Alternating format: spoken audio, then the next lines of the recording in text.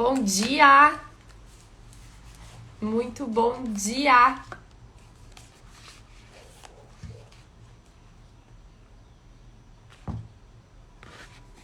Tudo certo por aí, gente? Sextou, hein? Sexta-feira, mais uma vez. Se foi praticamente aí a terceira semana do ano já. Voani. Vamos dando continuidade por aqui. A gente está fazendo a leitura do livro A Coragem de Ser Você Mesmo, da Brené. As demais partes do livro estão todas lá no meu feed, né? Então, quem quiser olhar, tem outros livros lá também. A dica de todo dia, solta o celular para assistir, coloca do ladinho para não clicar em notificação e acabar se distraindo, certo? Vamos lá então, paramos ontem na página 100. No subtítulo, Nós Escolhemos o Amor. Nossos filhos estavam no primeiro ano do fundamental. Os filhos... Ah, não, essa parte aqui já foi.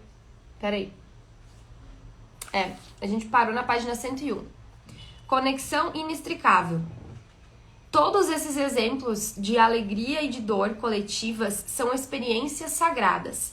São tão profundamente humanas que atravessam as nossas diferenças e acessam a nossa natureza mais básica. Essas experiências nos dizem o que é verdadeiro e possível para o espírito humano. Precisamos desses momentos com estranhos como um lembrete de que apesar do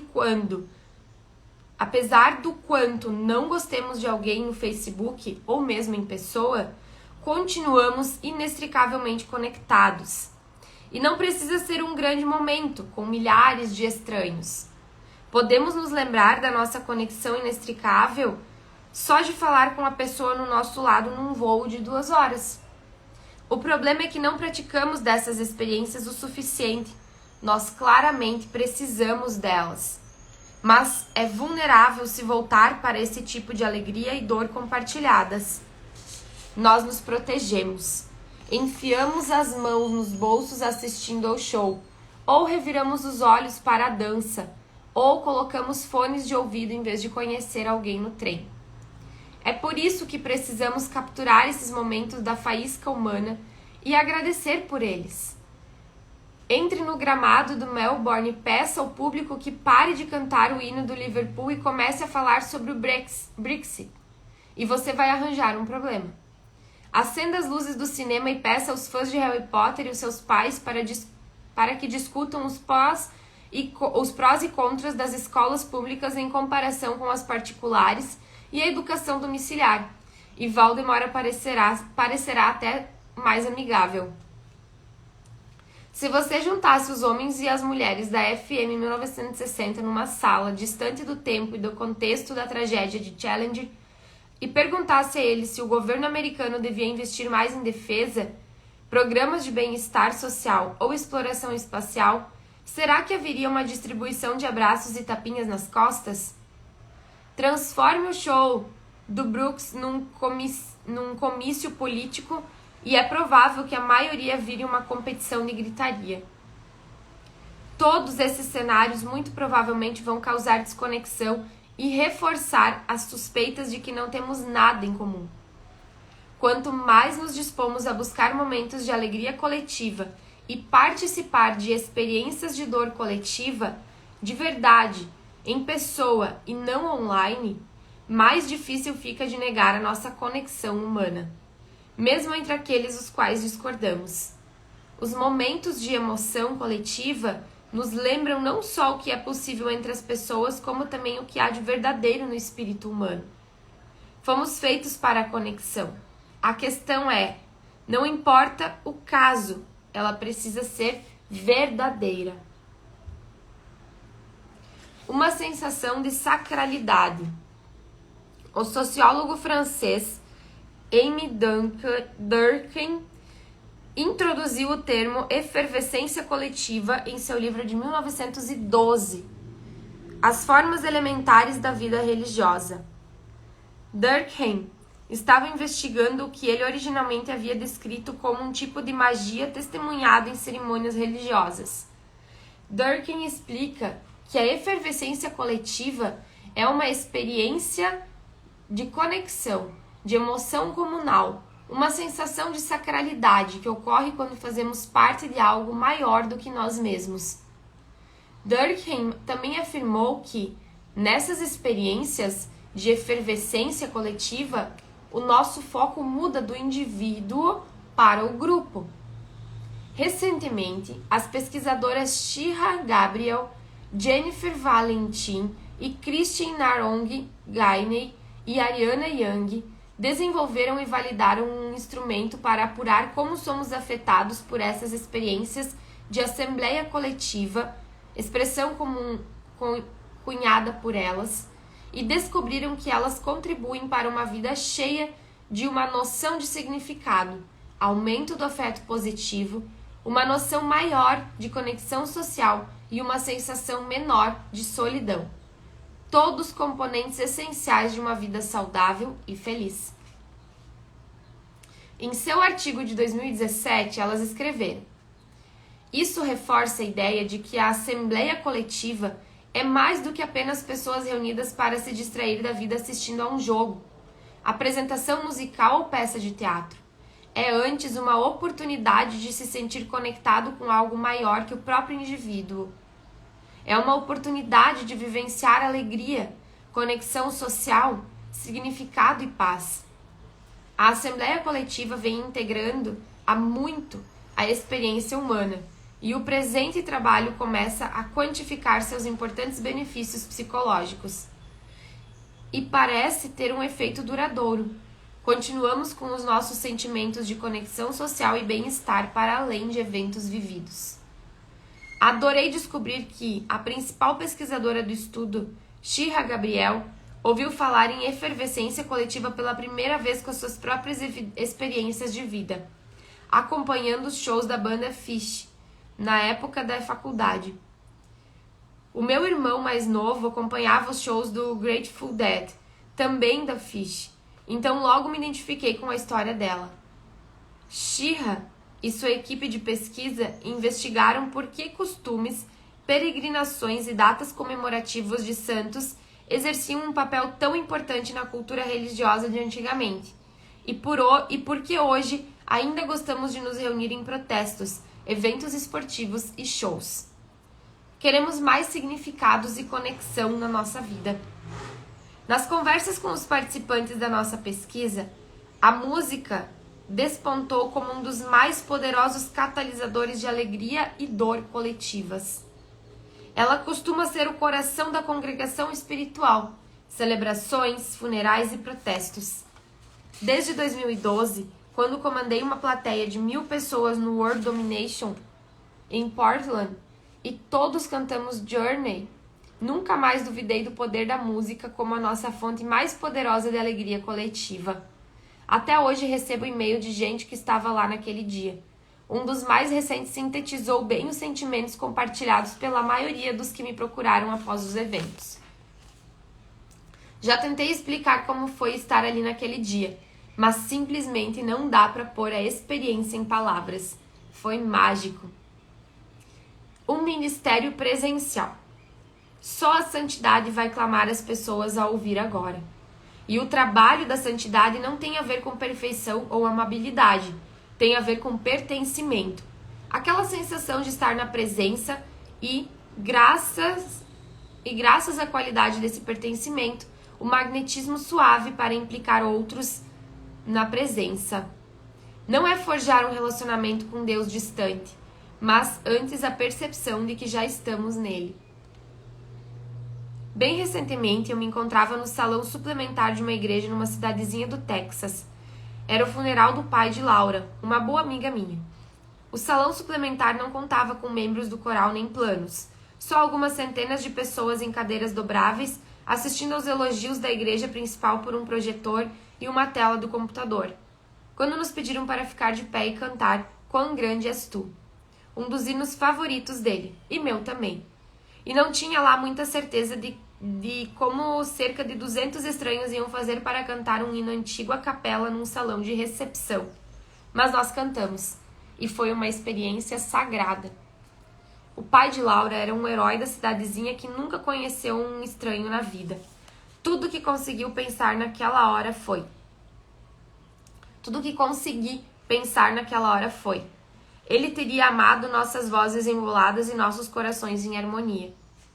O neurologista Oliver Sacks escreveu o seguinte: a música, exclusiva entre as artes, é completamente abstrata e profundamente emocional. A música é capaz de sozinha atingir o coração. Não precisa de meditação alguma. Não precisa de mediação alguma. Os funerais, na verdade, são um dos exemplos mais poderosos de dor coletiva. Fazem parte de uma descoberta surpreendente na minha pesquisa em que diz respeito à confiança. Quando pedi aos participantes que identificassem de 3 a 5 comportamentos específicos que seus amigos, familiares e colegas fazem para elevarem juntos o seu grau de confiança, os funerais sempre surgiam entre as 3 principais respostas. Funerais são importantes. Comparecer a eles é importante. E os funerais importam não só para aqueles que estão de luto, mas para todos ali presentes. A dor coletiva e às vezes a alegria que experimentamos quando nos reunimos, seja de que forma for para celebrar o fim de uma vida, talvez seja uma das experiências mais poderosas de uma conexão inextricável. Morte, perda e tristeza são os grandes equalizadores. Minha tia Beth morreu enquanto eu escrevia esse livro. Quando penso nela, penso em rir, acampar, nadar no rio, dirigir até o seu rancho em Rondo, no Texas, e no nosso acordo tácito de nunca discutirmos política. Também penso na época em que eu tinha uns 7 anos de idade e implorava para ela me deixar entrar no salão de cartas, onde os pais, avós e primos mais velhos gritavam, riam, xingavam, fumavam e jogavam o jogo de cartas favorito da família. Eu ficava presa no quarto das crianças, o que era um tédio. Ela me pegava pelas bochechas e dizia: não posso deixar você entrar ali. Aliás, nem queria ver como estão as coisas por lá. Estão feias, acredite. No lugar de um funeral, Beth quis que nos reuníssemos num churrasco em família no quintal do meu primo Dani. Ela só queria que ríssemos e ficássemos juntos. Dani conduziu as orações, depois contamos anedotas e Diana cantou Ave Maria com Nathan no violão. Fazia 32 graus no Texas Hill e mal dava para ouvir as histórias e a música por conta do canto das cigarras. Mas não parei de pensar. É exatamente isso que significa ser humano. Essa humanidade transcende todas aquelas diferenças que nos dividem. No belo livro de Shirley e Adam sobre luto e coragem, Plano B, publicado em 2017, Sandberg conta uma história angustiante e franca sobre a dor coletiva. Seu marido Dave morreu de repente no meio das férias deles. Os filhos estavam no 2º e no 4º ano dos anos do colégio. Assim ela escreve: quando chegamos ao cemitério, meus filhos saíram do carro e se jogaram no chão, incapazes de dar um passo. Deitei no gramado, abraçando os dois, enquanto choravam. Vieram os primos e se deitaram conosco, formando uma enorme pirâmide de lágrimas. Braços de adultos tentavam em vão protegê-los da dor. Sandberg disse aos filhos: esse é o 2º pior momento da vida de vocês. Superamos o primeiro e vamos superar esse. Daqui pra frente só pode ficar melhor. Então, ela começou a cantar uma canção da sua infância chamada Osh Shalom, uma prece pela paz, e relata: não me lembro do momento em que decidi cantar, nem do motivo de ter escolhido essa música. Tempos depois, fiquei sabendo que o último verso de Kadish, a oração judia para os mortos, o que talvez explique por que brotou em mim naquela hora. Em pouco tempo, todos os adultos começaram a cantar junto, seguidos pelas crianças, e o choro parou. Uma experiência de dor coletiva não nos livra do luto ou da tristeza. É um ministério presencial. Esses momentos nos lembram que não estamos sozinhos em nossa escuridão e que o nosso coração partido está conectado com todo o coração que conhece a dor desde o início dos tempos. A intimidade de ter um inimigo em comum. Lembro de ter me escangalhado de rir da primeira vez que vi uma almofada no sofá da minha amiga com a mensagem: se não tiver nada de bom para dizer, senta aqui do meu lado. Vou sair um pouco do papel de pesquisadora pretensamente boazinha e fazer 2 perguntas bem francas. Existe um jeito mais rápido e fácil de fazer amizades com um estranho do que falando mal de alguém que vocês 2 conhecem?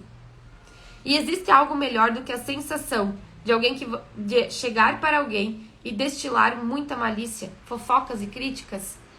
Claro que em ambos os casos costumo me sentir bem péssima depois, mas convenhamos que a sensação é incrível na hora, bem quando estamos no ato.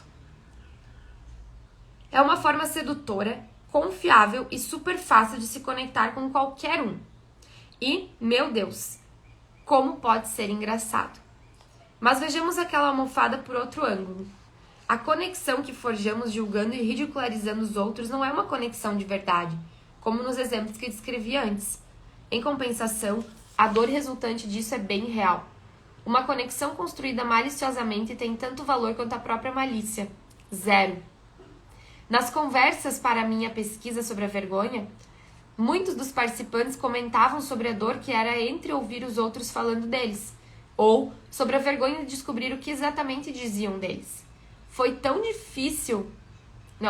dilacerante, que decidi partir para uma prática de fofoca zero. Nossa, no começo foi bem solitário, mas foi também dolorosamente educativo. Em questão de semanas, percebi que várias das minhas conexões, que eu via como amizades verdadeiras, se baseavam apenas em falar dos outros. Quando isso acabou, ficamos sem interesse em comum e também sem assunto. Se mudarmos o foco da nossa vida pessoal para a cultura política e ideológica dos dias de hoje, eu diria que as pessoas que nos acompanham naqueles sofás de fofoca muitas vezes não nos fazem sentir uma conexão inextricável ou uma forte noção de comunidade. É que simplesmente passamos a andar com gente que odeia as mesmas pessoas que nós. E isso não é conexão, e sim uma sensação de conosco ou contra nós. É a intimidade de ter um inimigo em comum. Não conheço você de verdade, nem estou engajado no nosso relacionamento, mas gosto do fato de odiarmos as mesmas pessoas e desprezarmos as mesmas ideias. A intimidade de ter um inimigo em comum é uma conexão falsa e oposta ao verdadeiro pertencimento. Se o vínculo partilhado com os outros se resume a odiar as mesmas pessoas, a intimidade que experimentamos é frequentemente intensa, imediatamente gratificante e de um jeito fácil de extravasar a indignação e a dor. Mas não é combustível para a conexão de verdade. É combustível que queima com força e rapidez e deixa um rastro de poluição emocional. E, se vivemos num mínimo de autoconsciência, é também o tipo de intimidade capaz de nos deixar com os intensos arrependimentos de uma ressaca de integridade. Sério que eu participei disso? Isso vai levar pra frente? Será que não estou praticando literalmente o mesmo comportamento que acho repugnante nos outros? Entendo que esses sejam tempos de incertezas e ameaças. Muitas vezes sinto o impulso de me refugiar e buscar segurança num grupo. Mas não está dando certo. Aglomerados detrás dos mesmos redutos de crenças e ideologia política ou social, ainda assim nos sentimos sozinhos neles. E pior ainda, estamos o tempo todo nos monitorando. A iminente ameaça de represálias caso expressemos uma opinião ou ideia que bata de frente com os nossos companheiros de reduto nos mantém num estado de constante ansiedade. Quando tudo que nos liga é aquilo em que acreditamos e não quem somos, mudar de ideia ou questionar a ideologia coletiva se torna um risco. Opa, saúde. Obrigada. Quando um grupo ou comunidade não tolera divergência e discordância, ele abre mão de qualquer experiência de conexão inextricável. Não existe um verdadeiro pertencimento ali, apenas um acordo tácito para odiarem as mesmas pessoas. Isso acaba alimentando a nossa crise espiritual de desconexão. Assim, por mais profundamente que as experiências coletivas nos animem, fica claro que nem todos esses momentos são criados iguais. Quando um coletivo é formado à custa dos outros, por exemplo, em prol da desvalorização ou da degradação de outra pessoa ou grupo de pessoas, ou mesmo apenas, apesar disso, não se cura a crise espiritual da desconexão. Na verdade, estão fazendo exatamente o oposto ao alimentá-la. Não é a verdadeira alegria coletiva se for à custa dos outros. E não é a verdadeira dor coletiva se custa dor nos outros. Quando torcidas de futebol gritam provocações racistas contra os jogadores, ou quando as pessoas se reúnem com ódio pelo motivo que for, as práticas do verdadeiro pertencimento e conexão se tornam automaticamente nulas e falidas. Quando perguntei aos participantes da pesquisa sobre marchas e manifestações de protesto enquanto experiências de alegria ou dor coletivas, a resposta foi a mesma de quando perguntei sobre cerimônias religiosas. Depende da experiência. Ao investigar para entender melhor por que algumas eram assim consideradas e outras não, vi ressurgirem as linhas limítrofes da intimidade de ter um inimigo em comum. Desumanizar e objetificar anulam a alegria e a dor coletiva. Uma mulher de 40 e poucos anos explicou: posso ir à igreja e ter a experiência mais incrível de conexão espiritual, me sentindo parte de algo que transcende as diferenças. Também posso ir à igreja e sair dali furiosa, se o padre usar a humilha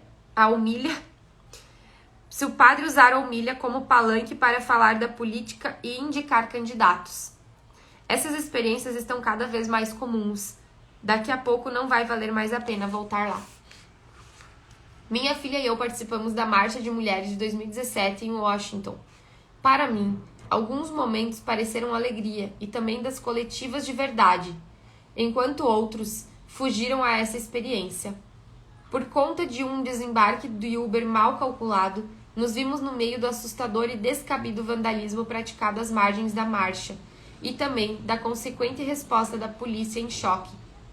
Isso foi logo seguido por 2 jovens com bonés de Trump gritando: vão se fuder, liberais e retardadas, para um grupo de jovens que simplesmente descia a rua com suas camisetas feministas. Numa única caminhada e de um quarteirão, tivemos provas cabais de que extremistas de ambos os lados do espectro político têm mais em comum entre si do que com a vasta maioria dos eleitores dos seus próprios distritos. O que eles fazem é aproveitar qualquer oportunidade para extravasar a sua dor e mágoa, e os seus sentimentos de insignificância ou importância suprimidos e ressentidos. Vale dizer, essas emoções não são realmente suprimidas, e quando lidamos com elas com outras pessoas é algo perigoso. A maioria dos discursantes da marcha soube nos conectar em momentos unificadores, mas alguns exploraram nossa emoção de um jeito muito parecido com as táticas dos seus opositores, incluindo comentários desumanizadores sobre políticos. O interessante é que dava para sentir fisicamente a energia passando da multidão para o discursante, naquele momento que nos levaram de saibam o que é possível e saibam do que acreditamos para saibam o que e a quem odiamos. A energia era transferida do poder do público para a performance do discursante. A assembleia coletiva atende a anseios humanos primitivos por experiências compartilhadas, mas precisamos ficar atentos para como e quando eles são explorados e manipulados para fins indevidos, alheios à conexão autêntica. Enquanto uma assembleia coletiva está curando as feridas de uma comunidade traumatizada, outra assembleia talvez esteja lhe causando um novo trauma.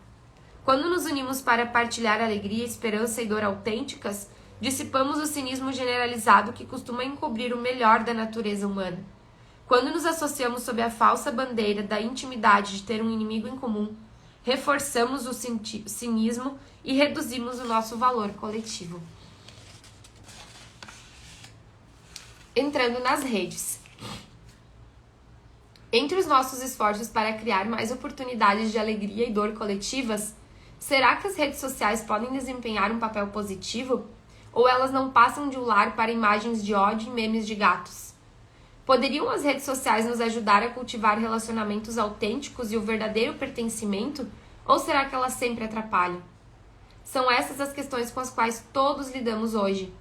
Tem dias em que simplesmente amo as redes sociais, da rápida e poderosa justiça que elas proporcionam até o fluxo infinito de fotos e cupcakes imitando suculentas.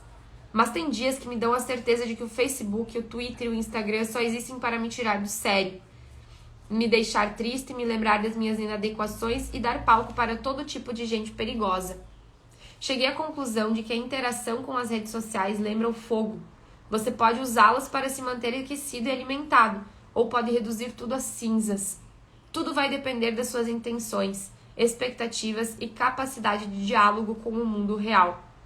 Quando comecei a investigar essa questão com os participantes da pesquisa, havia pouca ambiguidade. Ficou claro que a conexão face a face é imperativa na nossa prática de verdadeiro pertencimento. Não só o contato face a face se mostrou essencial pelos resultados dos participantes da minha pesquisa, como também estudos em todo o mundo confirmam essas conclusões. As mídias sociais só ajudam a cultivar a conexão na medida em que usadas para criar comunidades no mundo real, contando com uma estrutura, um propósito e um significado, e ainda um mínimo de contato face a face. Entre os pesquisadores mais respeitados da área está Susan Pinker. Em seu livro The Village Effect, Pinker escreve o seguinte: num curto período evolutivo, passamos de primatas que viviam em grupo, capazes de interpretar cada gesto e intenção alheios, para espécies solitárias, cada um de nós mais preocupado com a própria tela. Partindo do estudo de diversas áreas, Pinker concluiu que não existe substituto para as interações face a face.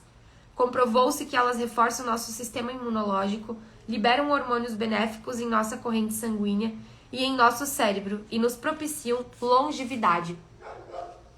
Pinker acrescenta: considero essa construção como sendo a sua aldeia e construí-la é uma questão de vida ou morte. Quando ela diz vida ou morte, não está de brincadeira. Acontece que tudo o que ela descobriu complementa o que já lemos sobre a solidão. A interação social nos propicia vidas mais longas e saudáveis, muito mais. Pinker escreve assim: na verdade, perder a proximidade com pessoas importantes para você é no mínimo tão prejudicial à sua saúde quanto fumar um maço de cigarros por dia, hipertensão ou obesidade. A boa notícia é que esse contato não precisa ser uma interação tão demorada nem íntima, embora isso também seja bom. Olhar a pessoa nos olhos, um aperto de mão ou outros cumprimentos reduzem a sua cortisona e liberam dopamina, deixando-o menos estressado e lhe dando um singelo impulso químico. Segundo Pinker, pesquisas demonstram que jogar cartas uma vez por semana ou encontrar os amigos toda quarta noite no Starbucks acrescenta tantos anos de vida quanto ingerir beta-bloqueadores ou abandonar o hábito de fumar um maço por dia.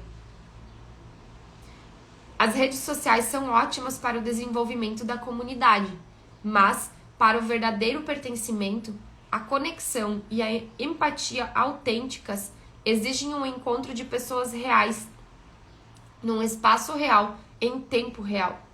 Tenho um exemplo disso na minha própria vida. E é isso, gente. Na segunda-feira continuaremos na página 111, que o subtítulo é O Facebook e o meu primeiro amor de verdade. Já tá acabando a nossa leitura, hein? Rápido. Gente, muito obrigada pela companhia de vocês aqui. Obrigada por mais uma semana. Obrigada por mais um dia aqui. E que vocês tenham um fim de semana incrível, maravilhoso. Um dia abençoado, muito produtivo e feliz. Eu profetizo hoje na tua vida um dia sensacional e um fim de semana muito abençoado. E a gente se encontra aqui na segunda-feira. Beijão e até!